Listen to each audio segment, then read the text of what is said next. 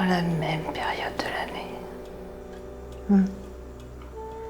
Ta petite déprime, c'est toujours à la même période. C'est pas une petite déprime. Arrête. Chaque année, tu nous fais un coup de mou. Une grève de la faim pour toi, c'est un petit coup de mou. Tu vas pas tenir.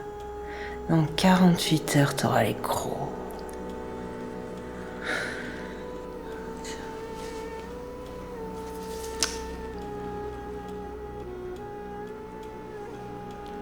Pardon.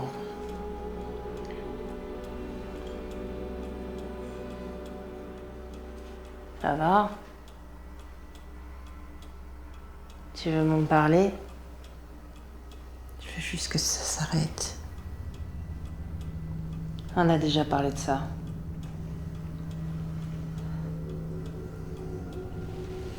C'est autre chose. Arrête!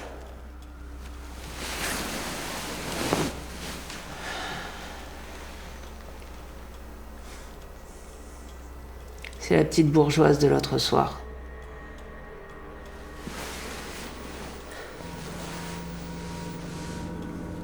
J'avais faim. L'odeur de son petit corps endormi m'excitait. Tu sais aussi bien que moi, dans ces moments-là, on est comme le chat tout content d'avoir trouvé sa souris. Ah, on mord un grand coup pour immobiliser notre prise. La petite souris se débat. S'il te plaît. On mord de temps à autre.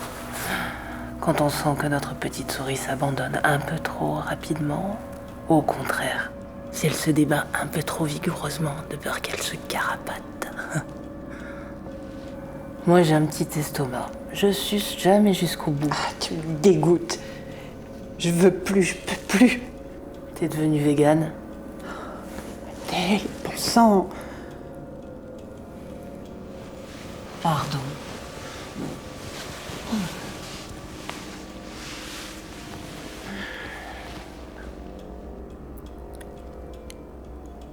Cette fille, cette nuit-là, c'était différent.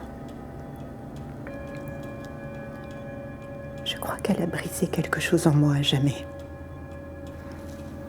Elle est entrée dans ma tête.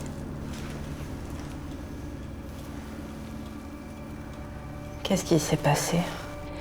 La petite s'est débattue. Avec une force insoupçonnée pour son jeune âge. Je lui avais pourtant croqué la carotide. Elle se vidait sur moi à vue d'œil. Tout allait bien. Et soudain, nos regards se sont croisés. Elle a planté ses yeux dans les miens. J'étais comme hypnotisée. Je n'arrivais plus à détourner le regard. Elle était plus forte que moi. Impossible de continuer. Elle te suppliait? Non, tu vois, non, justement, non. Tu te trompes. Je l'ai vu dans ses yeux.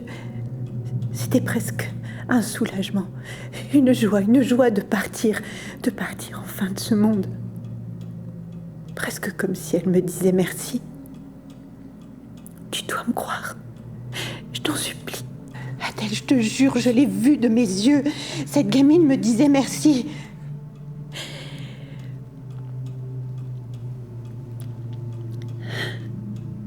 Dans un dernier souffle, j'ai même cru l'entendre dire « Enfin ». Tu me crois? Adèle, tu me crois? Oui. Elle voulait une fin à tout ça. Elle était heureuse que sa vie s'achève. Alors voilà. Moi aussi, je veux connaître la fin. Moi aussi, je veux être heureuse de partir comme elle. Espèce d'idiote! Mais tu sais bien que c'est impossible. Mais tu crois quoi? Que tu es la seule à ressentir ça?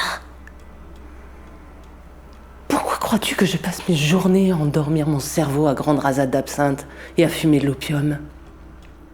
Tu n'as pas le monopole du spleen, ma chérie.